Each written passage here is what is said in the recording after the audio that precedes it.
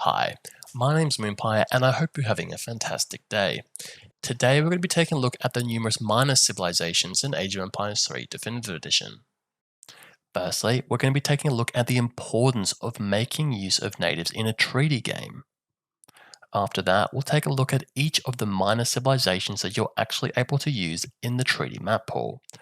After that, we'll be taking a look at a tier list of all of the minor civilizations. First, let's take a look at some of the basics of natives. In Age of Empires 3, both a villager and an explorer have the ability to build a trade post.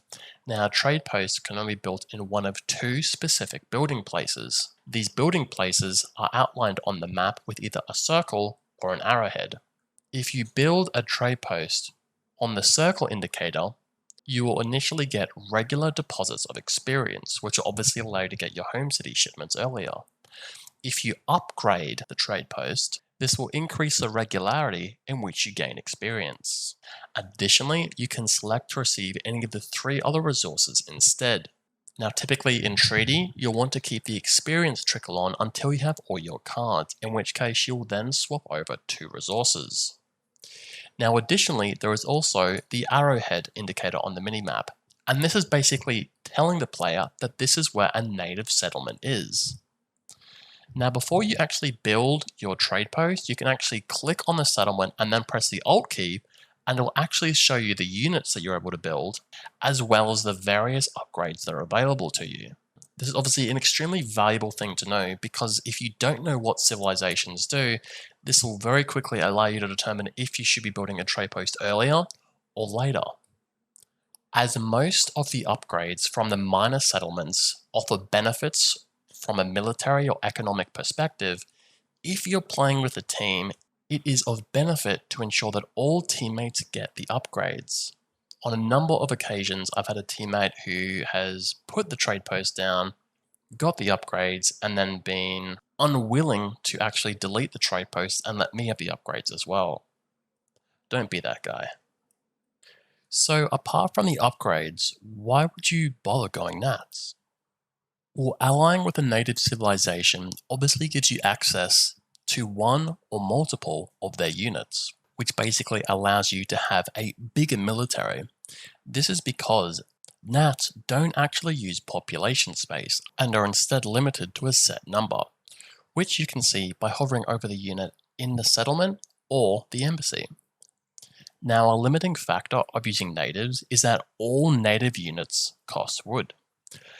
Now, this contrasts with most other civilizations' units, where the majority of all civilizations, cavalry and infantry, cost coin and food. Now, obviously, some civilizations, cavalry and infantry do cost wood, but the increased number of units that you're making through the usage of natives puts further emphasis on every civilization's stockpile of wood.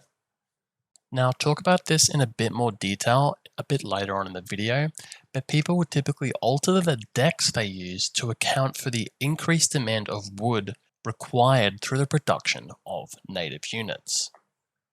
Now, normally, you'd have to create the military units from the actual trade post, which in some instances means the units are going to have to run halfway across the map to get to the fight.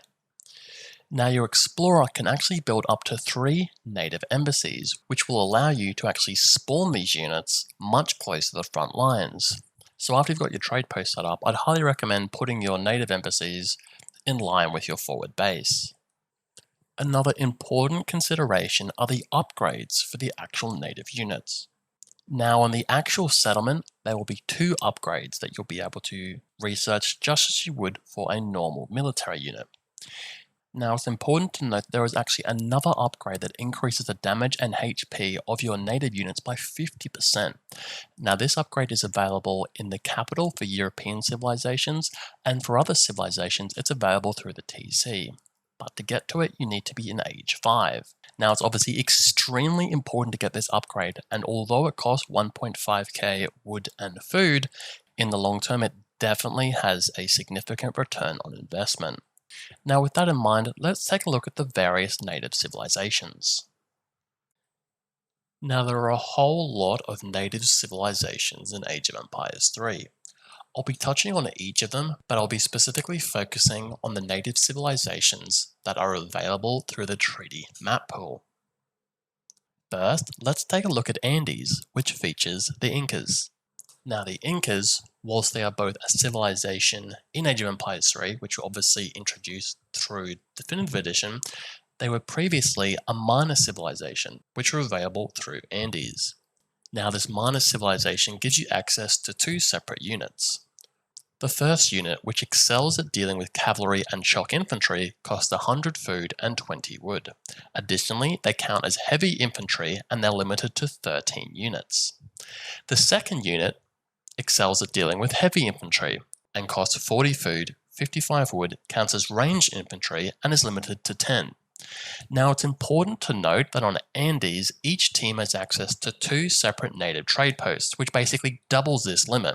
So for the first unit, both teams are limited to 26 of the unit, and for the second unit, both teams are limited to 20. It's important to note that when I actually display a unit's stats, that these stats represent both of the upgrades in the trade post, as well as the 50% upgrade to damage and HP from the capital available in Age 5. And this will be reflected in all of the unit stats that I display from this point onwards. Now obviously every minor civilization also has a variety of military and economic upgrades that also go alongside them. Inca have 3.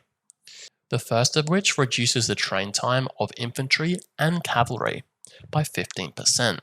Now obviously this card is not nearly as useful as fencing score or riding score, which represents a 40% reduction in the train time of infantry and cavalry, but the 15% is obviously going to be beneficial because it means you're pumping out military units at a faster pace. The second card, which increases infantry speed by 20%, whilst nice, is not really that relevant in treaty, where typically you'll be fighting two fronts slowly pushing back and forward into each other. And finally, the third card, which increases the gather rate from mines by 20%, is basically useless because you're not actually able to put a TP down until after the 40-minute mark, by which time you've already transitioned to estates which will have a higher gather rate even with the 20% increased gather rate from mines. Overall, the reduction in train time is the most valuable card that the Incas have, and it's obviously extremely important to ensure that all of your teammates, if you're playing on a team, get this upgrade. The next map we're going to take a look at is Central Plains, which gives you access to the Shaolin minor civilization. Now the unit you gain access to through this minor civilization is the Rattan Shield. Now this unit doesn't necessarily excel at killing anything, costs 50 food and 60 wood, counts as shock infantry, which means they're speedy boys, and they have a 16 build limit. It is important to note that just like Andes, Central Plains actually spawns 2 TPs on either side, which basically means that you'll have access to up to 32 of this particular unit. Additionally, there are a number of upgrades available. The first increases the gather rate of wood by 20%. Now depending on the map layout, you may actually be able to put your TP down before the 40-minute timer has elapsed. In this case, this upgrade is actually fairly valuable, as it allows you to obviously gather more wood than you otherwise would, no pun intended. But typically, you actually won't be able to put your TP down until after the 40-minute timer has elapsed, where most of the wood will have actually already been gathered, by which point this card will not be as useful. The second upgrade increases the melee damage of your ranged units. For units like musketeers, which will typically be going between ranged and melee to deal with cavalry, this is a fantastic upgrade. However, for Sweden, it actually reduces your melee damage, so it's obviously not ideal at all. Regardless, this upgrade is not essential, it just enhances the melee capacity of your units. And finally, the last upgrade further increases the attack damage of the Rattan Shield. Overall, this minor civilization is okay, but there are definitely other maps that have better minor civilizations. Now speaking of better maps with better minor civilizations, you next have Dakota, which gives you access to both the Cree and the Comanche minor civilizations. Firstly, just like Central Plains, a number of the benefits that you can actually get through the various Dakota civilizations are very much dependent on the spawn of the TPs, where sometimes you're able to build the TP before the 40-minute mark, and other times you have to build it after the 40-minute mark. The first minor civilization we'll take a look at is Cree. So firstly, you have access to the Cree tracker, which excels at killing heavy infantry. They cost 40 food and 80 wood, count as ranged infantry, and have a ridiculous amount of HP. Additionally, they're limited to 13 units. Furthermore, the Cree minor civilization gives you access to CDBs, which are the French settler. They cost 120 food each, have a build limit of 5, and gather the same as a French settler. So assuming you're able to put the TP down before the 40-minute mark and you had your 5 CDBs on mills, then this would equate to an approximate 2 food per second. Now obviously they're a little bit higher when on French mills, but that's because the French obviously have food silos, which most of the other civs don't. So for the purposes of this assumption, we're going to pretend there's no food silos, which results in about 2 food per second. Now, taking into consideration the reduction in this food per second based on the time that a villager spends moving from A to B, which I discuss further in my 7 or 10 villages on a mill video, this equates to about a 40% reduction in food, which equates to 1.2 food per second. Now, if you have 5 CDBs on mills, this means you'll be getting 6 additional food per second, which over a minute equals 360 food. And over 20 minutes, so say from minute 20 to minute 40, which is when you'd have your villagers on food on mills consistently, this equates to about 7,200 food. And now this is obviously a substantial amount. So if you're able to put the TP down in Dakota to get those Cree CDBs, I'd highly recommend you do it. Additionally, the Cree have 3 upgrades. The first increases the build limit of their military unit by 50%. This is obviously fine. The second reduces building wood cost by 25%. Now, for some bigger maps, this might be more advantageous, but for Dakota, where the fighting lanes are fairly small, you're actually not going to be putting a whole lot of resources into building an FB. However, if you can grab this upgrade before the 40-minute mark, you can put down some of your more costly buildings, like your mills and your estates, for much cheaper, saving you a fair amount of wood. This upgrade is especially beneficial for the French, who through their unique church tech increase the building costs by 50%. Finally, their last card increases the HP of cavalry and infantry by 5%. While this is not a significant amount of HP increase, it's still nice to have, as it increases the efficiency of the resources you spend on units. You next have the Comanche minor settlement, which gives you access to the Comanche horse archer, which excels at killing cavalry and artillery. They each cost 70 food and 60 wood, counts as ranged cavalry, and has a build limit of 10. The Comanche also have 3 upgrades which are fairly useful. The first increases cavalry and shock infantry hit points by 10%. For civilizations that rely on cavalry a little bit heavier than others, this card is obviously fantastic. Additionally, a further upgrade increases the cavalry and shock infantry speed by 5%. As discussed previously, minor increases to speed, especially in treaty, are fairly irrelevant, as is typically 2 forces fighting head-to-head, where a 5% increase of speed is not going to change the course of the battle. The final upgrade for the Comanche reduces the coin cost of research items by 10%. So this includes upgrades to mills and estates, as well as upgrades to units. As many of the other upgrades previously mentioned, the usefulness of this upgrade is very much dependent if you can get the trade post down before 40 minutes, where if you're not able to put the trade post down until after 40 minutes, where you should already have all of your upgrades, this upgrade is basically useless. Overall, Dakota is a fairly balanced map, where each team gets one of each of the minor settlements, and with a combination of economic and military upgrades, the combination of these minor civilizations is a good one. The next map we're going to take a look at is Decan or Deacon, depending on your personal preference. On this particular map, there are always 2 native trade posts available, one available to each side. And also, there are 3 minor settlements that are native to this map. Now, because of this, there can be any combination of the minor settlements. In fact, there can be multiple of the same minor settlement. It's always randomized when going into the map. First, let's take a look at the Bhatki minor civilization, which gives you access to the unit, the Tiger Claw. Now, the Tiger Claw excels at killing all infantry, but it also has a negative modifier when fighting heavy infantry. This basically means that it excels at dealing with skirmishes. It costs 60 food and 50 wood, counts as shock infantry, and has an 18 build limit. Additionally, this particular minor settlement gives you access to 3 upgrades, the first of which increases the HP of the Tiger Claw by 50%. Now this is a fine upgrade. The second upgrade increases the damage of cavalry and infantry by 5%. While this is not as good as having a buff to HP, it's obviously still always good to increase the damage of your units. Finally, the last card increases the gather rate of berry bushes by 40%. This card is useless.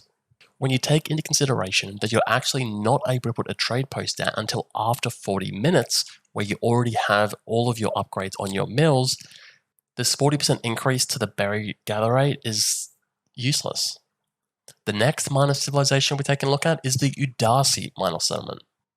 It is important to note that this particular minor civilization is also available on Punjab, and as Punjab does not have any other minor civilizations that you're actually able to get on that map, I'll just be combining the review of Punjab into this review with Deccan.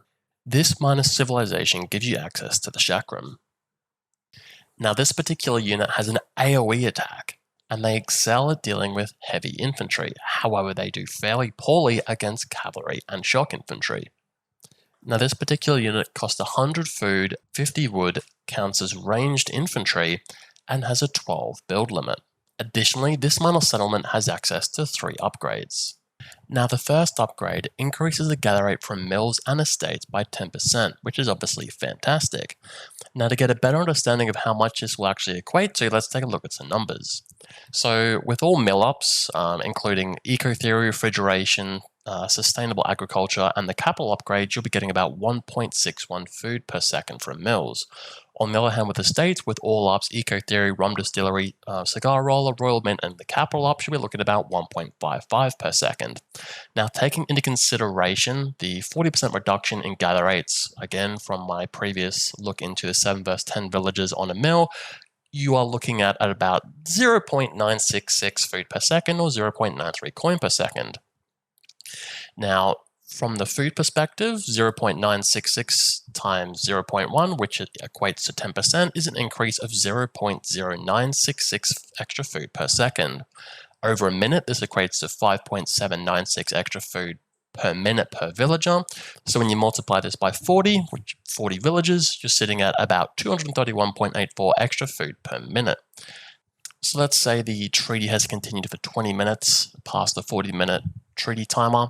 You'll be sitting at an extra 4,636.9 extra food, under the assumption that there's been 40 villagers on food for the entire 20 minutes. On the other hand, with coin, you'll be sitting at approximately an extra 4,464 coin over the 20 minutes. Now for coin, I won't go into the exact maths behind it, but I'll chuck it on screen. Basically, it equates to about 4,464 extra coin for the 20 minutes. Now this is obviously great. Is it amazing? Not really, but extra resources are always good, so I can't complain. The next upgrade increases the ranged attack maximum range and the LOS of the chakrams by 2. Next.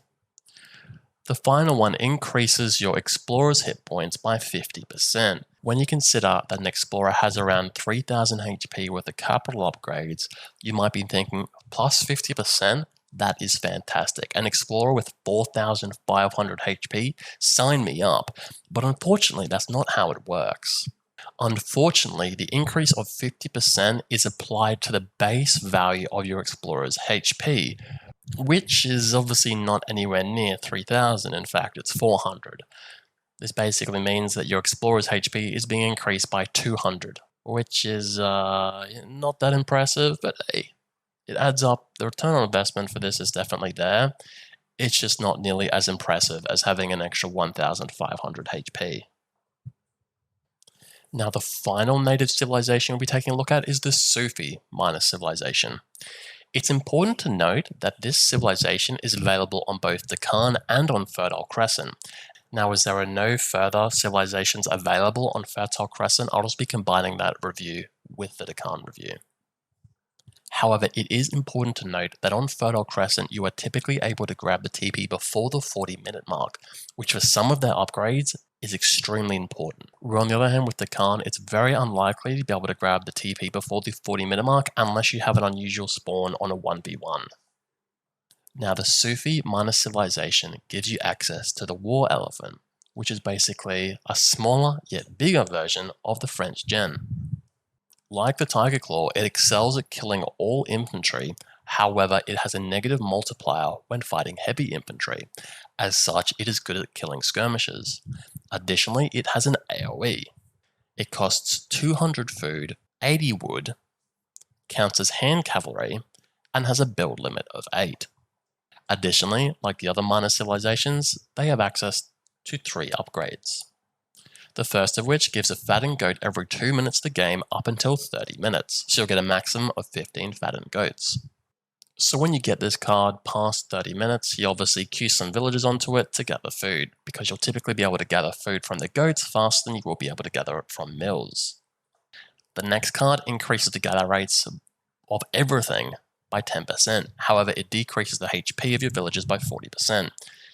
Now the reduced HP is fairly irrelevant. The only reason that this is a negative aspect is obviously villagers that are building your FB, who die fairly quickly anyway. Now I won't go into the exact maths behind every single one of these differences, but from my previous calculations, obviously the increase to the mill and estates is about 4,000 food and coin over 20 minutes with 40 villagers gathering. And finally, the last card increases your villager build limit by 10%. Now on Deccan, where you're not typically able to grab the TP before 40 minutes, this is a fairly irrelevant card, as you don't want to be overpopping with villagers because that means your army is going to be smaller. And obviously this will change depending on the matchup and who has priority, but generally speaking, you won't want to be building over your build limit, and in some cases you actually want to be reducing the number of villagers you have. But again, it very much depends on the situation. However, on Fertile Crescent, where you're typically able to grab the trade post before the 40-minute mark, this will allow you to get a much bigger economy over time. Now again, I won't go into the specifics of the maths behind the resources you're able to gather from getting this card, but it's common sense that having an extra 10% villagers, in the case of the European civs, I guess apart from the Dutch and the French, having an extra 9 villages is obviously going to make a fairly significant impact on the amount of resources you're going to be able to gather. But that pretty much covers it off for the minor civilizations for both Deccan and Fertile Crescent. While some of the upgrades are fairly lackluster, some of the military and economic upgrades offered by these civilizations, whilst not having a significant impact, are definitely nice to haves. So where possible, I definitely recommend getting the upgrades. The next map we're going to be taking a look at is Grand Chow. Now the only minor civilization that is available on this map is the Tupi, which is also available on Ori. Now the first unit that is available through this minor civilization is the Blackwood Archer, which excels at fighting heavy infantry and light cavalry. Costs 50 food and 50 wood, counts as a ranged infantry, and has a build limit of 16. It is important to note on Grand Chow that if you're playing with up to 4 players, 2 trade posts will spawn, meaning that if you own both trade posts, you will have a limit of 32. On the other hand, if you're playing with 6 or more players, 3 trade posts will spawn, which will obviously increase this limit even further. The Tupi also have access to 3 upgrades. The first of which reduces building costs by 20%. Now, just like the minor settlement we discussed previously that had a very similar upgrade, this is okay, but nothing substantial. Now, it is important to note that this upgrade is a lot more valuable on Grand Chow than it is on Ori, just because you're typically building a lot more military buildings in a forward position on Grand Chow than in Ori, but despite this, it is still not a fantastic upgrade.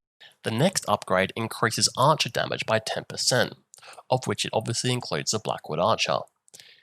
Now, this is a fairly useless card for most civilizations. However, for Inca and British that make use of archer units in Imperial, this obviously provides some benefit. The final upgrade allows your hero to train cougars. Now, Buttercup, the pet cougar, does not excel at killing anything and is more so of a meat shield than anything else. It costs 100 food and has a build limit of 12. This is not affected by the number of TPs you have, so if you have 1 or 3, the build limit will still be 12. But obviously you do not need to own the TP, you simply need to have researched the technology to be able to train this unit for the rest of the game. Overall, Blackwood Archer as a unit is not bad, however their upgrades are fairly lackluster compared to some of the other minor civilizations. So we're already taking a look at Ori, so we'll continue with the minor civilizations that are also available to them. Now in Age of Empires 3, they had a number of minor civilizations available to them. However, when I've been undertaking testing, I've only ever been able to spawn both a Tupi settlement and a Maya settlement. So I'm unsure if the devs have taken away the other minor civilizations. So for the purposes of this video, we'll just be taking a look at the 2 minor civilizations that I believe are available in Ori. So as I've mentioned, the other one is the Maya minor civilization. It's important to note that the Maya minor civilization is also available on Mexico. Now the Maya minor civilization have access to 2 units, the first of which is the Hulkan Spearman. Now this particular unit excels at dealing with cavalry and shock infantry. It costs 75 food, 25 wood, counts as heavy infantry, and has a build limit of 17. Additionally, Maya have a second unit available to them, the Healer. Now a Healer is really bad in combat, and as I'm sure you've guessed, heals. Now the Healer is not actually that useful because it will not heal units in combat. So the unit has to be out of combat and heals about 10 HP per second. They cost 200 food and have a build limit of 4. Now unlike every other minor civilization we previously looked at, Maya only have 2 upgrades available. The first increases hand infantry hit points by 20%.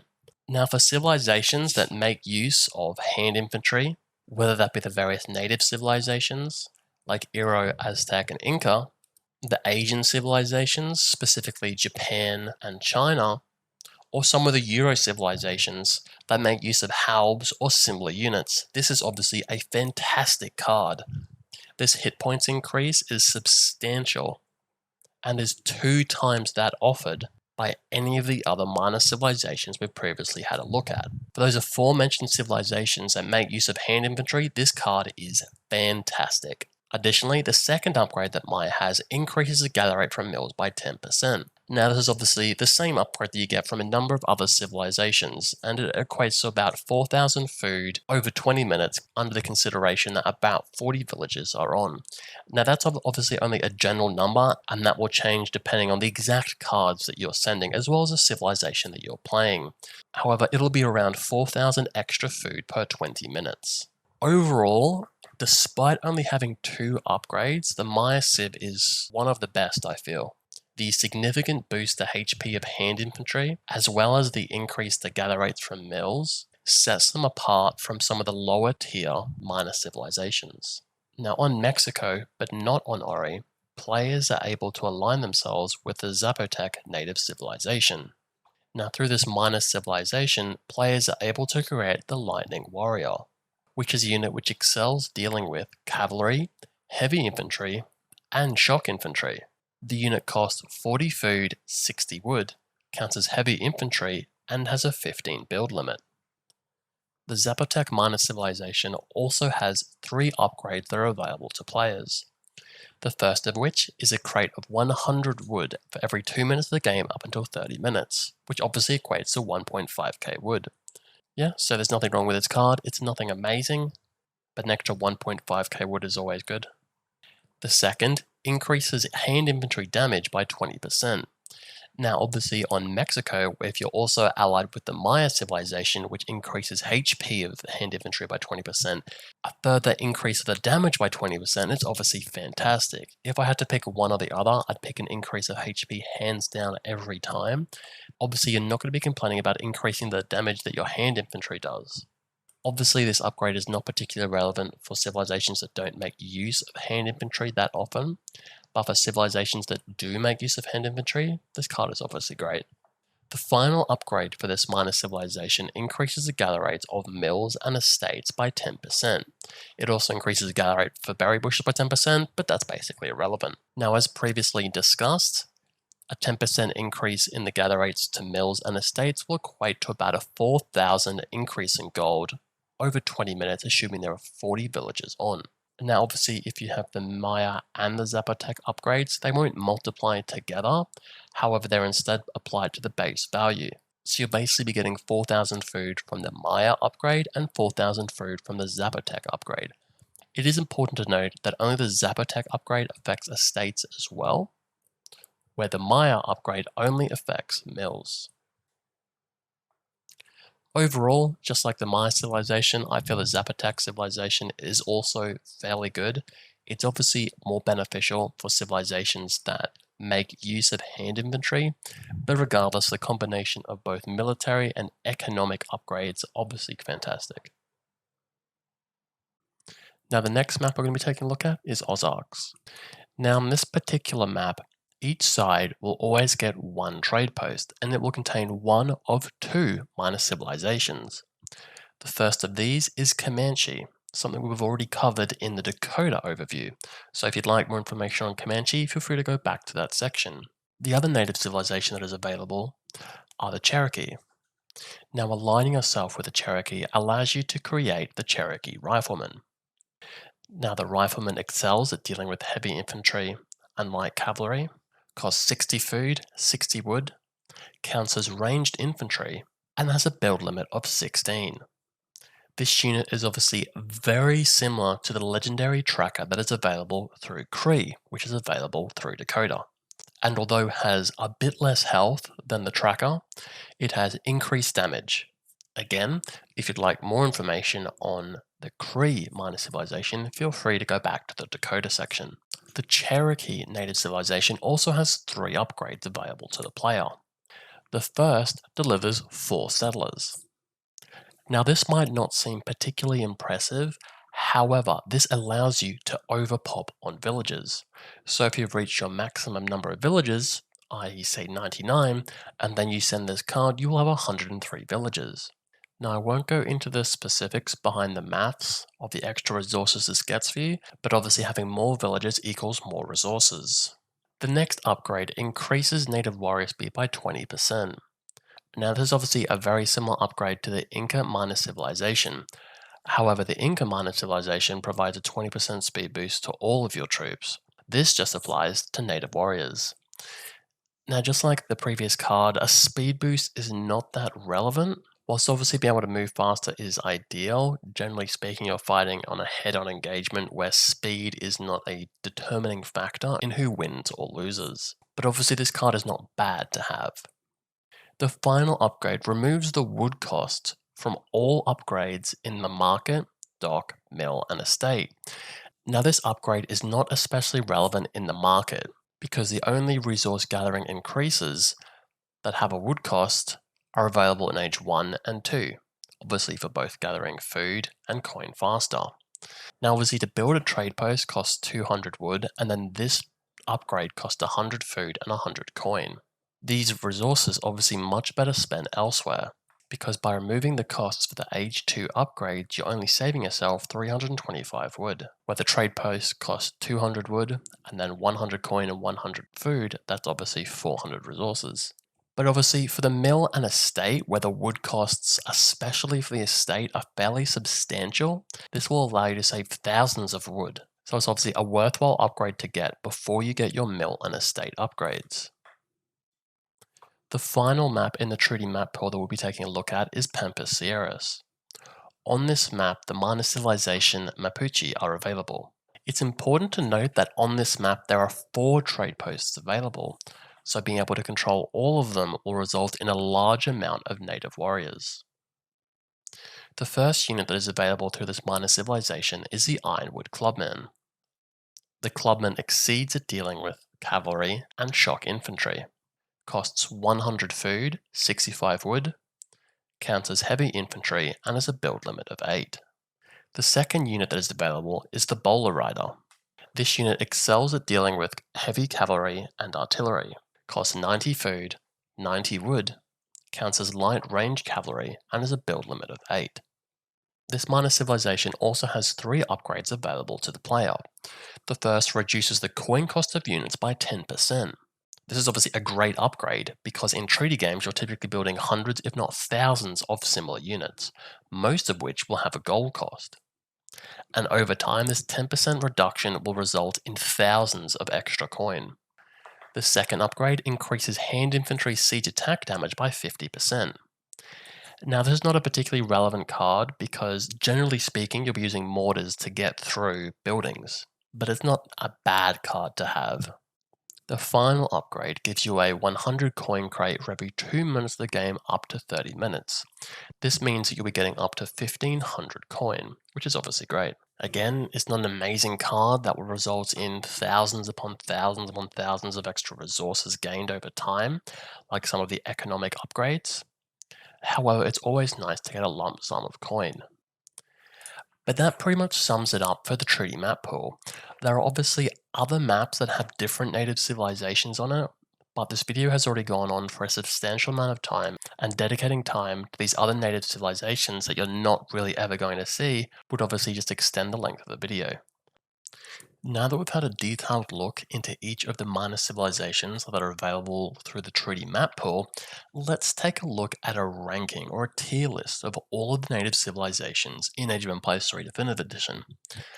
Now firstly, I'll be ranking the aforementioned native civilizations that are obviously tied to the treaty map pool, after which I'll then be ranking the additional civs in the same tier list.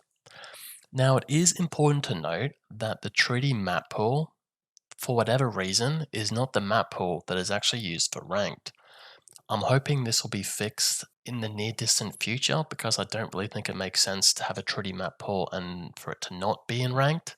I just don't get it, which is part of the reason why I'm also including this tier list of the other civs that are not in the treaty map pool. Obviously, if you'd like some more information surrounding any of the civs I've talked about, or any of the civs that I haven't talked about but are in the tier list, you can obviously look them up on the wiki, which provide a lot more detail than I'm currently providing. Additionally, I'll be making another video that talks about the major civilizations and their capacity for using the various minor civilizations, as well as including a tier list of them. Ideally, I would have liked to include it in this video, but the video's already gone on for far too long just going over each of the treaty minor civilizations. So without further ado, here's the tier list. So firstly, we have Incas. Incas have good units, good military upgrades, but obviously no eco upgrades. They're one of the only civilizations that actually reduce the train time of all of your units. Because of this, they're getting an A. Shaolin, dodgy units, dodgy upgrades, C. Cree, good unit and alright upgrades. Additionally, they also have CDBs. This basically means that they're going to have an impact on your military and on your economy, and because of this, they're getting an S. Comanche, they have an alright unit and okay upgrades. For that, they're getting a B. Udasi, meh unit and mostly meh upgrades, B. Bhatki, alright unit, meh upgrades, getting a C. Now Sufi, obviously this civilization is available on both Fertile Crescent and Deccan, and they're a lot more beneficial on Fertile Crescent, with a 10% increase to villages as well as the increased gather rate of resources is obviously going to be more impactful on a game that you're able to get the trade post down before the 40 minutes, which you're able to do on Fertile Crescent but not on Deccan. So on Fertile Crescent, the Sufi easily get an S. On Deccan, it'll be an A. Tupi, alright unit, meh upgrades, C. Zapotec, good unit, good upgrades, especially for hand infantry centered civilizations, A. Maya, alright unit, good upgrades, again especially for hand infantry centered civilizations, so these are the likes of Inca, Aztec, and a number of the European civilizations that make use of halbs and related infantry units. Again, like Zapotec, A, but potentially a B. Cherokee, good unit, alright upgrades. B.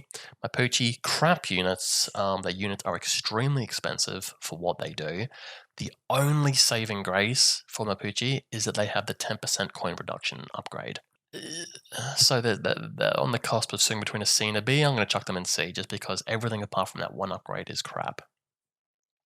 Now that's the treaty native civilizations done. Let's take a look at some of the other civilizations. So firstly, we have Carib, Met units and Met upgrades, C. So next you have Nakuda, Met units and bad upgrades, D. Seminole, Met units and Met upgrades, unless you're Inca in Britain, in which case you can obviously make use of the increased arrow damage. This civ's getting a D. Apache, alright unit, Met upgrades, they're getting a C. Huron, alright unit, alright upgrades, they're getting a B.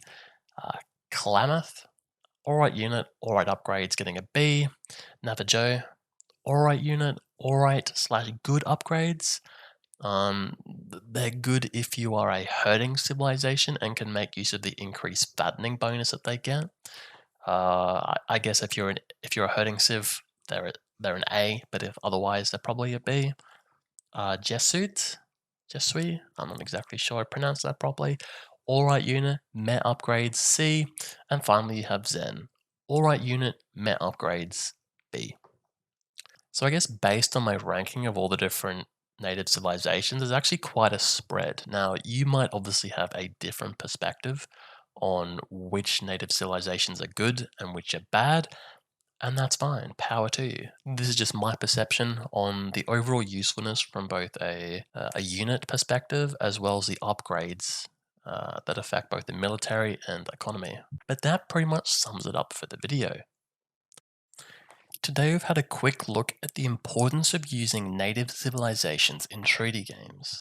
We've taken a look at the upgrades you can get through the capital or through the TC if you're playing civilizations from war chiefs or Asian dynasties. And then we've obviously had a look at a bit more of a detailed breakdown of the various minor civilizations that you'll find in the treaty map pool. And then finally, we've broken down all the native civilizations in a tier list. Again, as I mentioned previously, and as I mentioned towards the start of the video, I was looking to provide some more information on how to play and make use of native civilizations.